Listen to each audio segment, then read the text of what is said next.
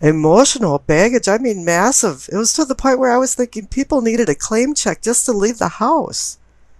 But here now, the Six of Cups is showing up in May, and it's like, it's okay. It's a positive thing because the clarification card is the Wheel of Fortune next to it. Now this is an auspicious time. Something about your past is bringing something up to the front and fortunate for your future. It's making you feel good about yourself and bringing confidence. This is time to jump on the bandwagon and do something positive in your life because there's always a downswing to the wheel, and don't wait for that to happen. There's a window of time for you to jump through. And now take advantage of it. Now up in your pelvic and sacrum for awakening and arousing, receive the Ten of Wands. Things have been heavy for you. I don't know if it's atmospherically around you. And also, the responsibilities that you've taken on have been a heavy load. You've been carrying a lot of things around. Probably doing more than you should, while others are sitting back and kind of going, oh yeah, isn't life great? You know, you've been towing the rope. And maybe in some ways this has hampered your progress, but as for any 10, it's a card that represents that you're coming to an end. And there'll be some new beginnings. Whatever burdens you've been carrying, it's going to be lightened up. And the clarification card is the Four of Cups. You've known that it's been a heavy load. You're the Four of Cups guy and somebody's handing you an opportunity cup, but it's probably one for more work and less play, and you're saying, no thanks, I don't want it anymore. All of the opportunities that I've accepted in the past had no rewards to it. It wasn't a treat anymore. I was doing too much of one thing, and it's time to do something different. And you've intuitively known that it's time for a change because up in your solar plexus for feeling and sensing, you receive the Queen of Cups. She's the one that makes you sense things, makes you feel things intuitively. Now she's having your inner voice talking to you, reflecting, and bringing in more self-awareness and sharpening your awareness around your milieu.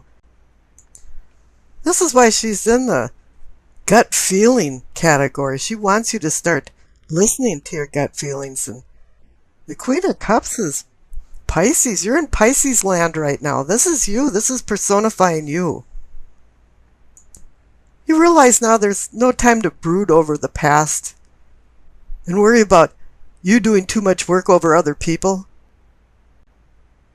And this is reinforced also by the clarification card because you got the Eight of Cups. Now this is saying, yeah, it's time to walk away from a few things. Resignation doesn't mean you're losing. Sometimes it's just wisdom to know your limits and when it's time to change. And this is also reinforced with the center cards for the heart of the matter, because you receive the Two of Wands and the Three of Wands. Now the Two of Wands is opportunity, and you see it over the horizon. You have the world in your hand, and this is time for you to sit down in your lounge chair and think very deeply about what you're doing, where you're going, what your purpose in life is, and what will make you happy. And start making some plans. Get the drawing board out and all kinds of pencils and paper and start scribbling out a plan, a management plan with objectives and goals and a mission statement. And then the Three of Wands pulls in, ta-da, and will make this a reality. It's a card about motion and movement and launching these plans into a new reality.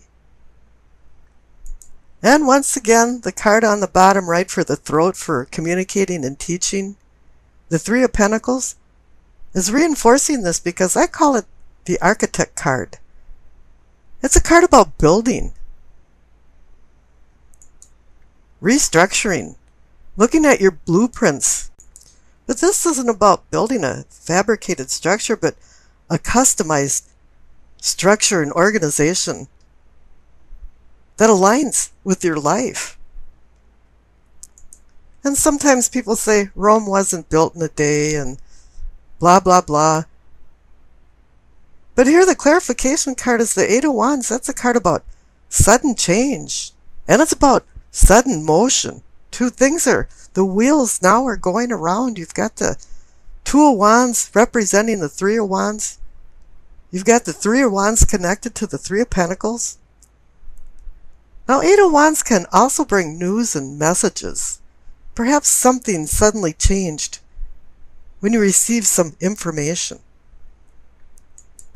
Now, information is a good thing, and then again, you can get some bad news.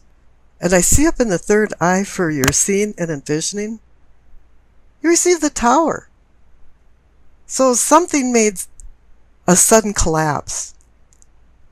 And the Tower is connected to the Eight of Wands. But not necessarily is the Tower a negative thing. Sometimes things have to be restructured for reconstruction. And that's the reason for the collapse.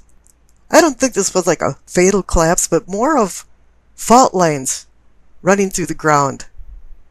And something that you were planning to do didn't have a stable foundation.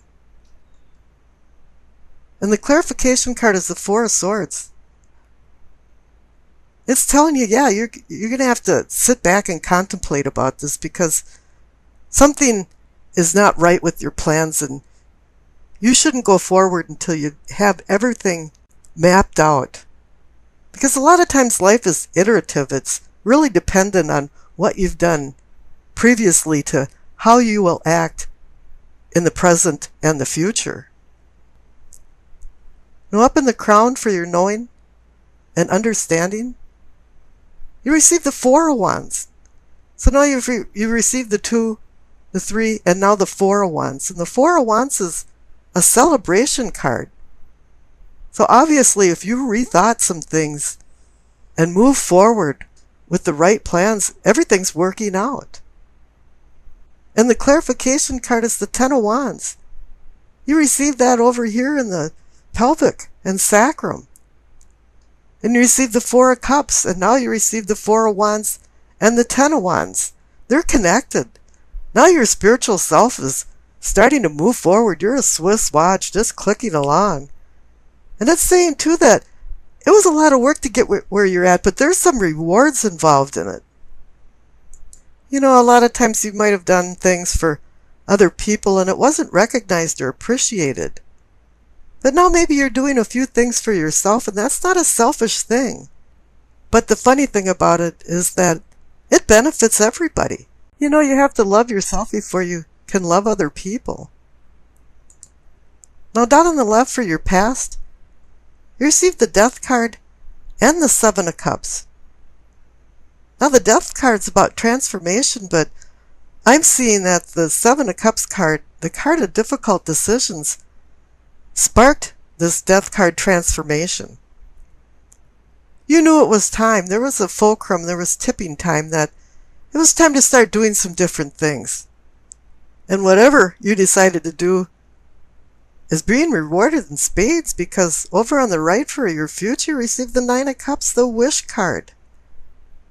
You know, curiosity killed the cat, but the second line to it, a lot of people forget, is that satisfaction brought him back. This is where you're going to have satisfaction for all of your hard work, for the two Ten of Wands, and all of the planning. But what made this real was you changing your attitude and changing yourself. Now there's two clarification cards I pulled for the Nine of Cups, and you received the Empress and the Chariot. Now you might think this funny, but they're both about duality. The Empress is about the planet Venus and the star that rises in the east in the morning and sets in the west in the evening. And the Chariot, too, is about control versus lack of control. And both of them are giving you a lesson. The Empress is saying about sharing and paying attention to your personal life and your home. With the Queen of Cups over there and you, it's saying, yeah, you're supposed to manifest some deeper bonds with the people in your life. And the Chariot's saying you have to make sure that you're disciplined and under control. Wow, this is going to be kind of a really sensitive week. A withdrawn and isolated week for you to review things. But that's not a bad thing. Maybe it's just your turn. Now the Four of Swords is a respite from conflict. I don't know what happened on the left side of the Four of Swords in your past, but obviously something threw you into the Four of Swords recuperation mode. You've been through some physical strain, mental drain, and now you're there laying around trying to recharge your batteries. In the olden days, the knights bought their own tomb before they went out on campaigns just in case they didn't come back. Well, this guy came back alive, and now he's wondering why some of his friends had died. And what is the purpose of life, and what is the purpose of his life? And what does he want to do with his life? He's taking a time out right now to heal, restore.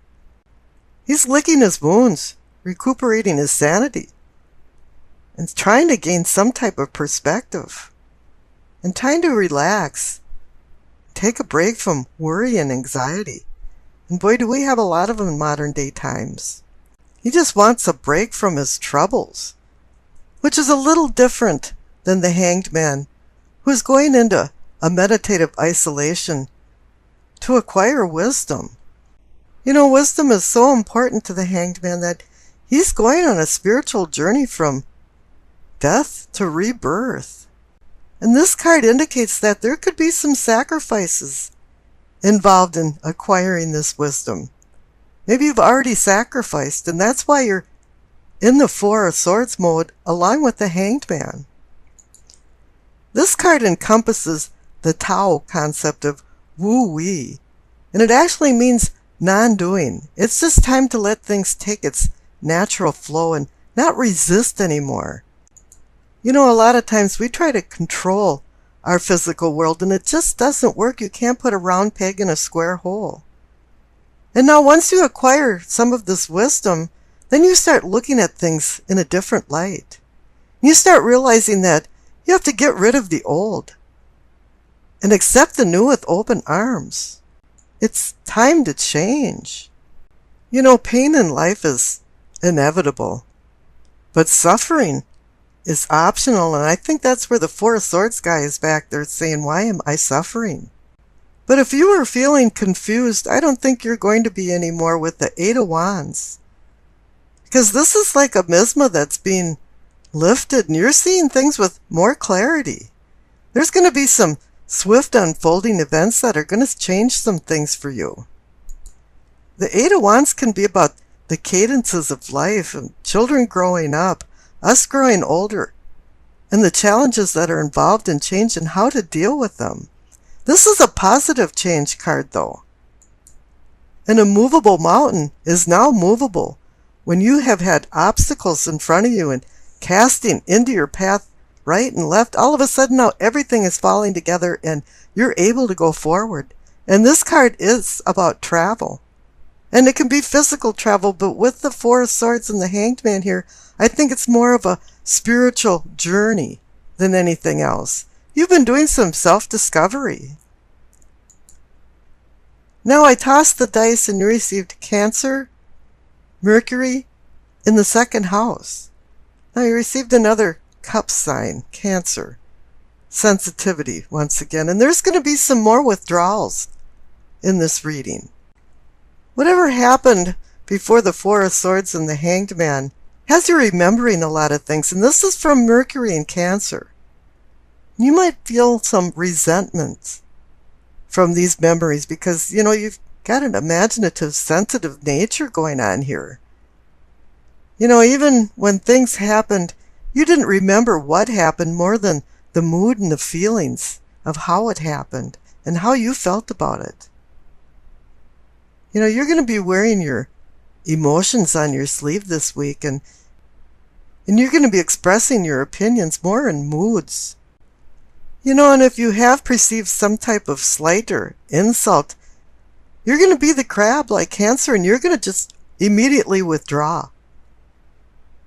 But in order for you to get out of this funk, you have to start looking at things more subjectively and philosophically. And this is what the Four of Swords and the Hanged Man is saying to you. Some people might think you're acting kind of slow and unresponsive, but in reality, you're just thinking of things, and you're actually understanding more than people know. And the funny thing is that you just haven't told anybody.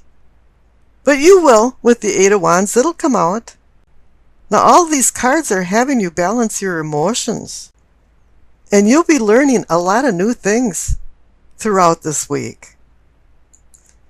And problem solving will come from more of your feelings than taking any practical approach. Any negative people that you come in contact with, you're going to have to get away from them like the plague, because you're just going to start absorbing these negative feelings. So basically, you should really feel out your audience before you get involved in anything. Just sit back and listen for a while. And if you don't like what you hear, just walk away. You could oppose these negative people or edify them. But what for? Now, Mercury in the second house has much the same feeling as what I talked about with Cancer and Mercury. You're not going to be sharing your thoughts easily with people. And you're going to feel like you have to do a lot of homework in order to make any decisions. But whatever you do learn, you are going to communicate with people very carefully about how you feel. And this week, you'll be a collector of thoughts and ideas that you'll eventually put into action with the Eight of Wands there. And when the mood hits, you're going to go up to a podium and give the biggest, most astounding speech to people that you've ever done. So it really is time to take advantage of this quiet, introspective week, so you can work out some problems that have kind of been hanging in the balance. And that's a little pun with the Hanged Man. So you can resolve whatever happened in the past before the Four of Swords